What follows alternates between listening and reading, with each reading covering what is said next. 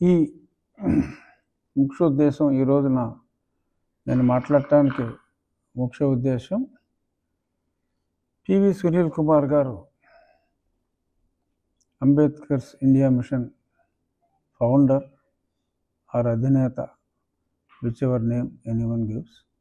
So మరి ఆయన ఎంత ఘనాపాటియో అనేది, అతనికి తులసి బాబుకి ఉన్న ధనానుబంధం ఎటువంటిది అనేది మొన్న కోర్టులో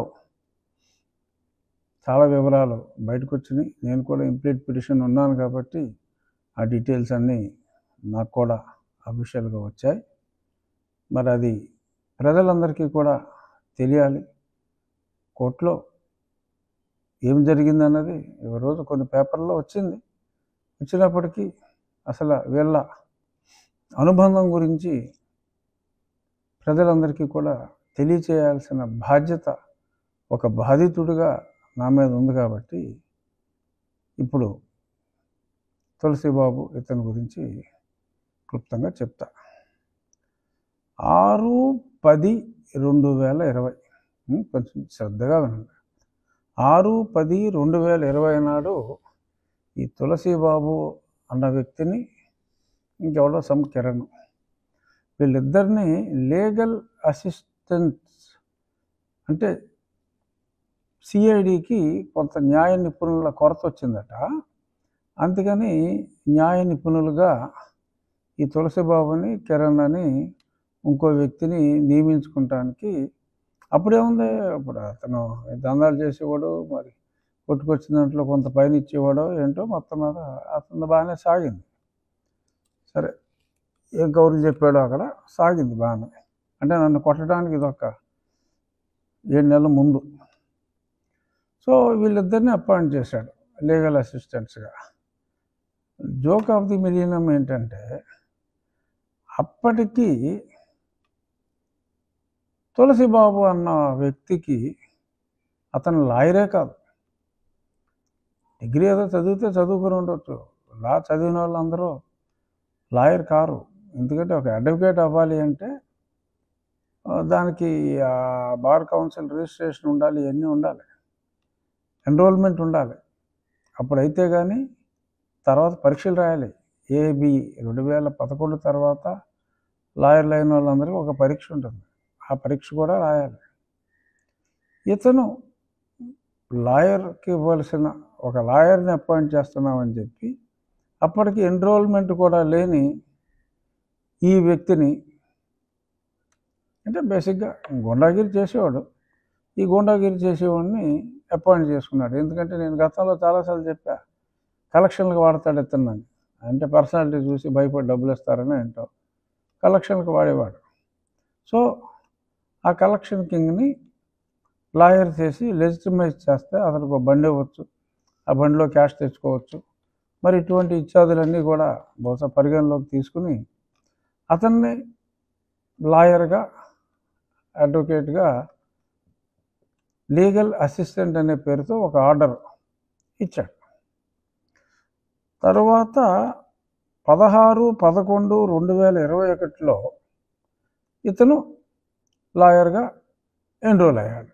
అంటే అప్పుడు దాకా ఆ అపాయింట్మెంట్ లాయర్గా అని ఇచ్చింది, తర్వాత చూసుకుని ఉంటారు, నువ్వు ఏదో పాస్ అయి ఉంటాయో మళ్ళీ అని వేసేసి మళ్ళీ 4 ఖర్చుకుని బహుశా ఎన్రోల్మెంట్ ఎప్పుడైంది, సంవత్సరం తర్వాత 6/10/20లో పదవిస్తే 16/11/21లో అతను లాయర్గా ఎన్రోల్ అయ్యాడు. దానికి ఒక 2 నెలల ముందు పివి సునీల్ కుమార్ గారు, నేను సిఐడిలో చాలా బ్రహ్మాండమైన కేసులు చేస్తున్నాను, నాకు సుప్రీంకోర్టులో న్యాయవాదుల ఖర్చుల నిమిత్తం, అలాగే హైకోర్టులో ట్రయల్ అటెండ్ అవ్వాలి, ఆ ఖర్చుల నిమిత్తం, అంటే వీళ్ళంతా మరి తింగరోళ్ళని చెప్పాలో ఏం చెప్పాలో, హైకోర్టులో ట్రయల్స్ ఉండవండి, అవి ఓన్లీ లోవర్ కోర్ట్స్లో, జిల్లా కోర్టుల్లోనే ట్రయల్ కండక్ట్ చేస్తారు. హైకోర్టులో ట్రయల్ కండక్ట్ చేయటం ఉండదు. సో హైకోర్టులో ట్రయల్ కండక్ట్ చేయడానికి ట్రయలే లేని హైకోర్టులో ట్రయల్ కండక్ట్ చేయడానికి అప్పటికి లాయరే కానీ ఈ తులసిని సునీల్ కుమార్ అపాయింట్ చేయడం జరిగింది. తర్వాత ఈ ఎన్రోల్మెంట్ బార్ కౌన్సిల్లో ఎన్రోల్ అయినంత మాత్రాన ఏఐబిఈ పరీక్ష రాయాలి. అది అప్పటికి ఇంకా రాయాల. ఆ తర్వాత ఎప్పుడో 2023 మేలో అతను పాస్ అయ్యాడు. ఈ ₹1 కోటి బడ్జెట్ అడిగిందే తడవగా మరి అతనికి జగన్ రెడ్డి ప్రభుత్వంలో శాంక్షన్ అయిపోయింది. ఏం చేశాడు? సుప్రీంకోర్టులో అసలు ఎప్పుడు గౌనే వేసుకోవాలా, కోర్టుకి వెళ్ళిన పాపాన పోలా. సో సుప్రీంకోర్టుకి ఇచ్చింది లేదు, వెళ్ళింది లేదు. తులసి బాబుకి ఫిబ్రవరి 2022లో ఒక 12 కేసుల నిమిత్తం ఇతను అందించిన అద్భుతమైన సహకారానికి, ఎందుకంటే అసలు లాయర్ ఏం కాదు, ఎప్పుడు కోర్టుకు వెళ్ళలేదు, ఏమీ లేదు, ఏం సహకారం అందించాడని చెప్పి ఇతనికి ఒక 48 లక్షలు, అంటే 12 కేసుల్లో కేసుకి 4 లక్షలు చొప్పున, అందులో నా కేసు ఒకటి, 7వ నెంబరు 8వ నెంబరు రఘురామకృష్ణరాజు అది రాజద్రోహం కేసు అనేది కూడా ఒకటి. ఈ కేసుల్లో వీడు సహకరించాడట అతడికి. ఆ సహకారానికి గాను మరి పెద్దలు జగన్మోహన్ రెడ్డి గారు మరి హోంశాఖను ఆదేశించి ₹1 కోటి బడ్జెట్ ఇస్తే 48 లక్షలు ఈ క్యాండిడేట్కి ఇచ్చాడు, ఒకే రోజు ఇచ్చేశాడు. ఏంటి మరి ఇంతకంటే నీచాతి నీచమైన బ్లేటెంట్ ఓపెన్ కరప్షన్ ఇంకోటి ఉంటుందా? అంటే తనదైన వాడికి, తన మనిషికి, అప్పటికి లాయరే కాని వాడికి లాయర్గా ఉద్యోగం ఇచ్చి, పెద్ద పెద్ద సీనియర్లు వచ్చేస్తారండి ఇచ్చి డబ్బుకి, కోర్టుకు రాలా, చేసిందల్లా ఇల్లీగల్. ఏంట్రా బాబా మిగిలిన కేసులు అంటే ఏదో అగ్రిగోల్డ్ తెలుసు కదా, లాస్ట్ టైం చెప్పా అగ్రిగోల్డ్ ఎలా లూట్ చేశారు, వీళ్ళందరూ ఆ ఎర్రచందనం ఎలా కొట్టేశారు ఈ సునీల్ కుమార్ ఈ బ్యాచ్.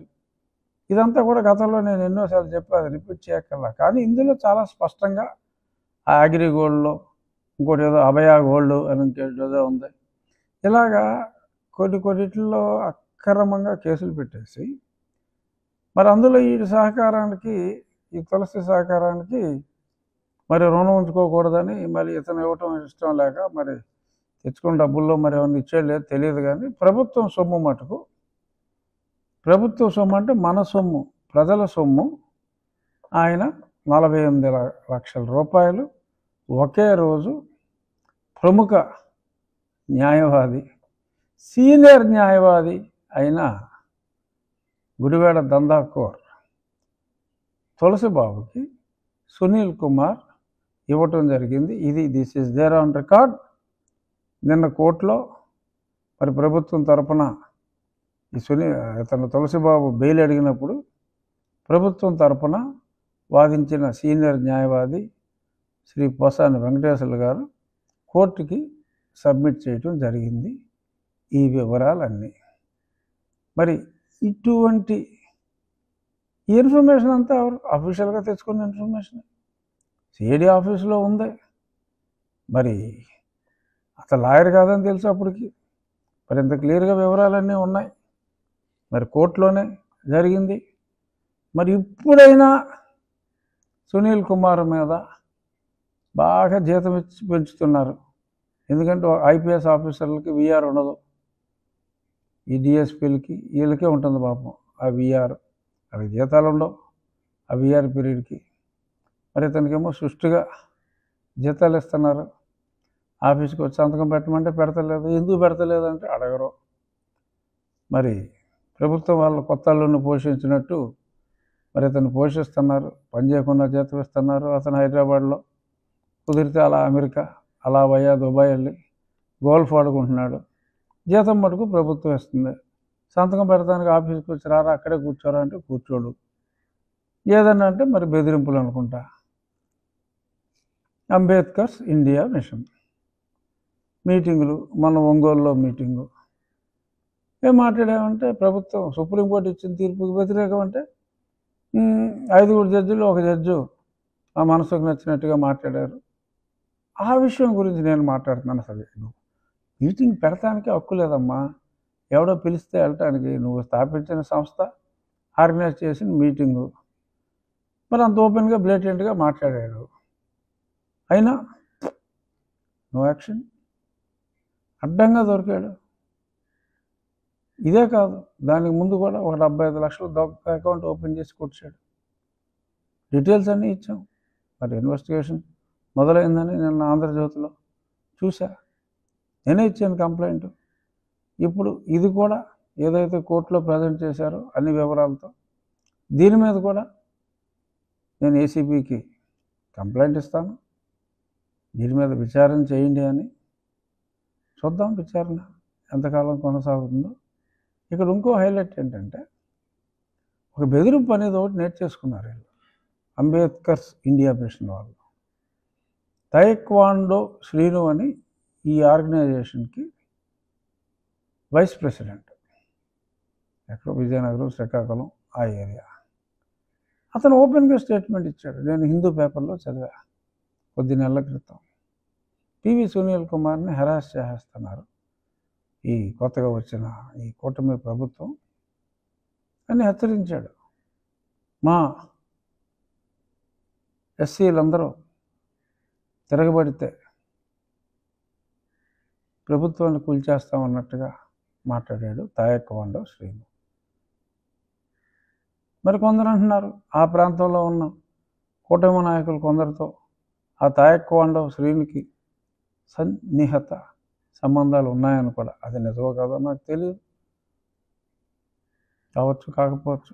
బట్ ఓపెన్గా తాయక్వాండో శ్రీనుతో సునీల్ కుమార్ బెదిరింప చేశాడు.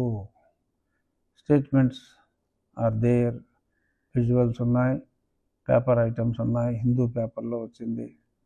ఎందుకంటే ఇంత అవినీతి అధికారి మీద చర్యలు తీసుకుంటే మరి అతను సామాజిక వర్గం చూసి వదిలేయాలట.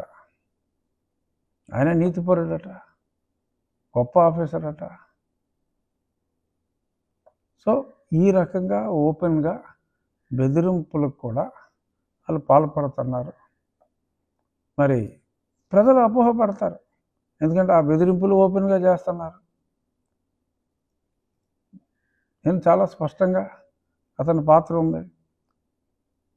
నిన్న కోర్టులో ఆ తులసిబాబు తరపున వాదించడానికి వచ్చిన వ్యక్తి కూడా అసలు ఇప్పుడు దాకా సునీల్ కుమార్ని, సీతారామాంజనేయుల్ని పిలిచి మాట్లాడకుండా ఇదేంటండి అన్నట్టుగా కూడా మాట్లాడాడు. ఎవరు సీనియర్ లాయర్ గారు అంటే ఇతని తరపున. ఇతను తప్పు చేసిందంతా ఇతను. మరి 48 లక్షలు క్యాషు, మరి ఇంకేమి ఇచ్చారో మనకు తెలియదు. కొట్టుకొచ్చిన దాంట్లో వాటాలు ఇచ్చారేమో మనకు తెలియదు. బట్ రెడ్ హ్యాండెడ్గా అంటే ఎర్రచందనం కొట్టిన మాట నిజం, అప్పుడు ఇతని కంట్రోల్లో ఉన్న మాట నిజం. బట్ ఇతనికే డబ్బు చేరిందంటానికి ఆధారాలు వెతికితే దొరుకుతాయి.